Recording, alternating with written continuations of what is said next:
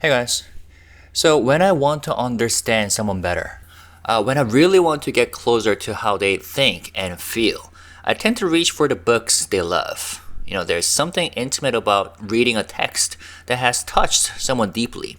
So when RM mentioned in his BTS 12th anniversary Weverse letter, which we have covered on my channel, I translated, that he liked a book called An Experiment in Precise Love, 정확한 사랑의 실험 by Shin Hyeong-cheol, I picked it up without hesitation. Thankfully, I found it in one of the local libraries around me. I didn't expect it to be easy, and it wasn't. It was super dense. The book is actually a collection of 22 film critique essays. And 정확한 사랑의 실험, An Experiment in Precise Love, is actually the title of one of the essays. The book is organized into 4 chapters: The Logic of Love, The Pathology of Desire, Ethics and Society, and Growth and Meaning. And despite being structured around cinema, it reads more like a philosophical inquiry, dense, careful, and often poetic. The first chapter, The Logic of Love, and the very essay that the book is titled after stood out to me the most, especially when, seen through the lens of RM's writing, his lyrics, and his recent reflections. So in this video, I will focus on that essay and on the experiment of trying to love and be loved with precision. Alright? So the essay, An Experiment in Precise Love, opens with a striking statement. One of literature's most fundamental desires is a desire to be accurate or precise. 문학, 글쓰기의 근원적인 욕망 중 하나는 정확해지고 싶다는 욕망이다. Shin Hyeong-cheol isn't talking about grammar here. He's pointing to the pursuit of emotional and existential clarity, to craft a sentence so precise, so true, that nothing else could replace it. But right after, he admits, but the truths of life aren't like mathematical truths. There's no such thing as a 100% accurate sentence. 삶의 진실은 수학적 진리와는 달라서 100% 정확한 문장은 존재할 수 없을 것이다. And that's where he brings in the Korean word 근사하다. It's a common Korean word usually meaning wonderful or beautiful, but Shin Hyeong-cheol reminds us of its original meaning. Approximate, that is, 근사, something that comes close. He says, literature can only ever exist as an approximation. And that's the spirit behind using 근사하다 as praise. 문학은 언제나 근사치로만 존재하는 것이리라. 근사하다라는 칭찬의 취지가 거기에 있다. So trying to be precise in love, then, isn't about hitting a perfect mark. It's about coming close, 근사하게, with care, with attention. I think this is exactly what RM gestures toward in his 12th anniversary Weverse letter. He said, to love precisely, to be loved precisely. I always wanted to do that, even if it seemed impossible. 정확하게 사랑받고 정확하게 사랑하는 것. 불가능해 보이는 그 일을 늘 해내보고 싶었어요. So it's not hard to see why this book resonated with RM.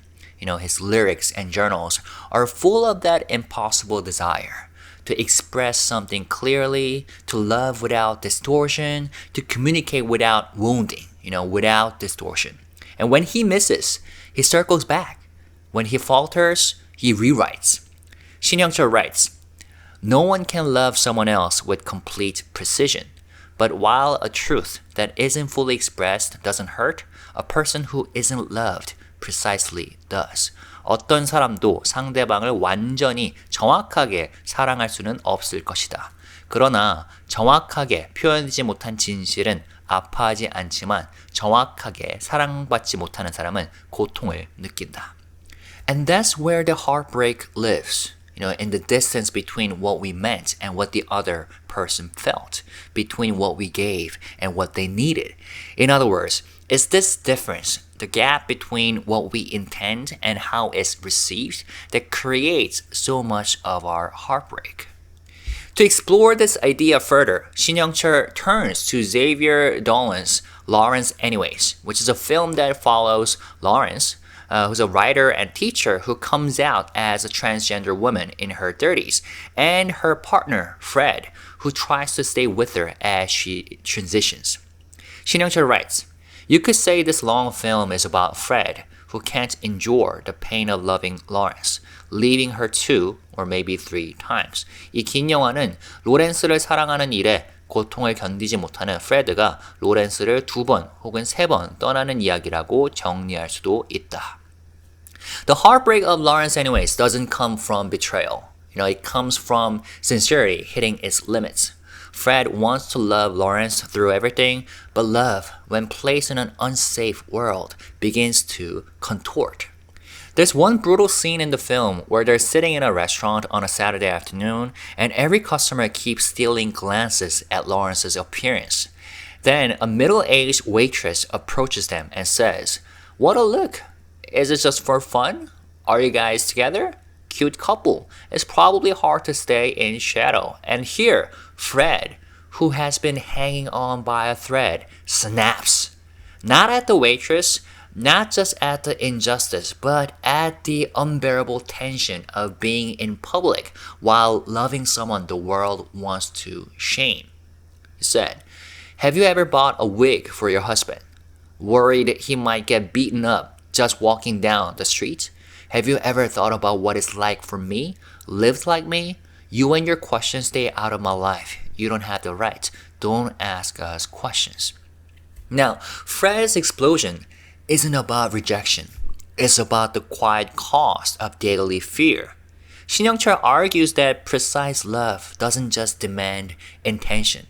It demands conditions where love can be expressed without constantly defending itself. And sometimes those conditions don't exist. This idea sits quietly, I think, in many of RM's songs. RM often writes about this tension, the way love, identity, and public life knot together into confusion. In Everything Goes, which is a song I dearly love, he doesn't try to resolve that pain. Instead, he lets it breathe by saying it passes. And later, he goes, "Everything must hurt, people too, and even pain eventually dies. So may all of this wind just pass by like the wind. 모든 것은 아파야만 해. 사람도 아픔도 언젠가는 죽기에. 그저 이 모든 바람처럼 지나가길." Or how about, "To become numb, you have to face the wind. You can't stay in dreams forever." 무뎌지려면 바람을 맞아야 하잖아. 꿈속에서는 영원할 수가 없잖아.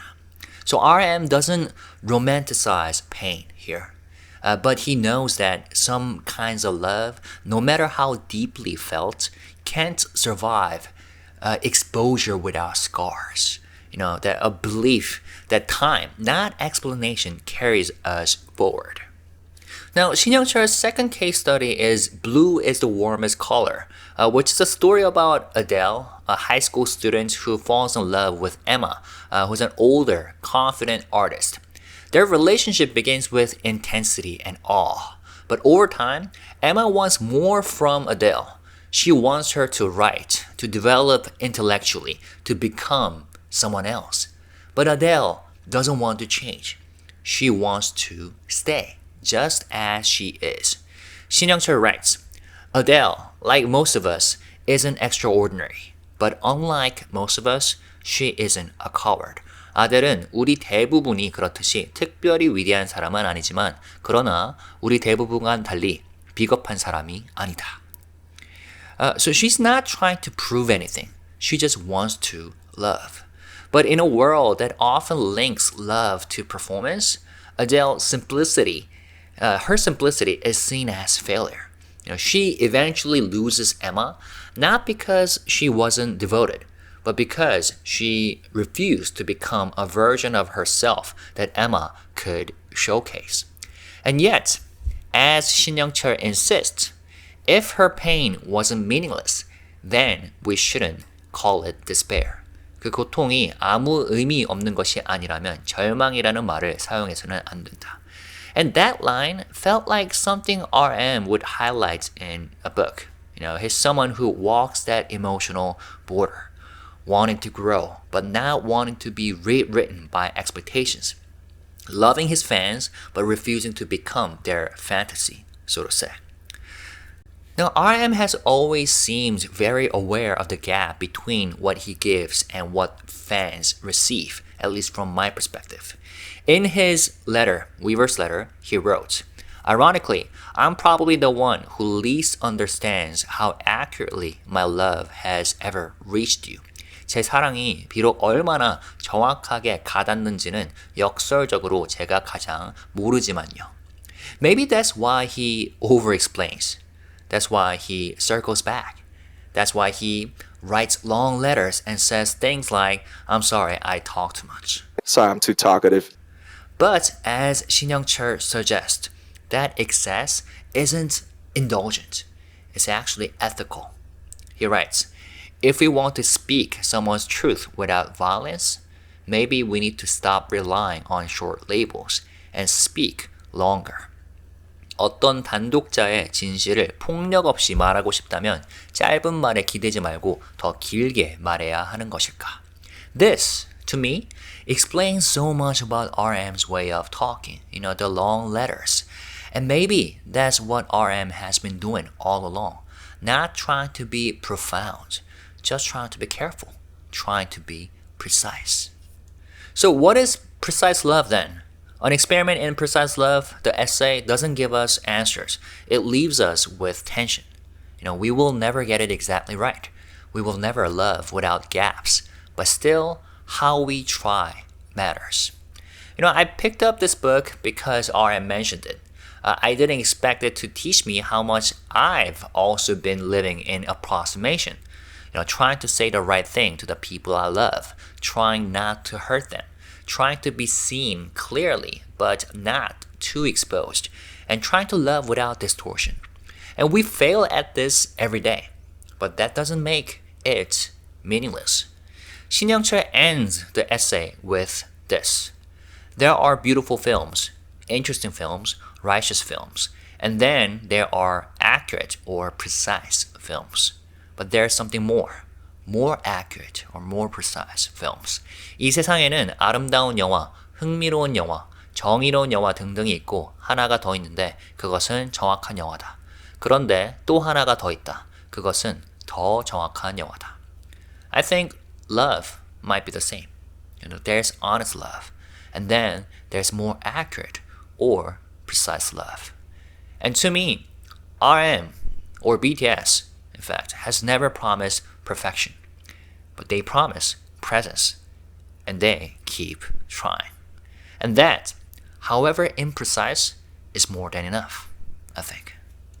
And one last thing, this book hasn't been officially translated into English yet, but I personally translated the essay we discussed in this video, An Experiment in Precise Love, and I've shared my full English translation on Patreon, and it's available to Platinum members, so if you'd like to read it in full, it's there. And let me say this again, this book isn't easy, especially the essays that focus on films I haven't seen. They can be so dense, theoretical, and hard to follow. But when Shin Hyeong-cheol writes about a film I know, it's quite electrifying. And when he writes about films I haven't seen yet, I find myself desperate to watch them. And his writing doesn't just analyze, it awakens a kind of longing. So yeah, thanks to RM, I was introduced to, not just a thoughtful book, but a remarkable writer as well. So I'll definitely be paying attention to his future recommendations, because if this one is any indication, RM doesn't just read widely, he reads precisely. Right? And if you'd like me to translate other essays from the book as well, feel free to let me know. And if you decide to leave comments on this video, let's stay positive, respectful, and classy, and maybe precise as well. Peace and love. Bye-bye.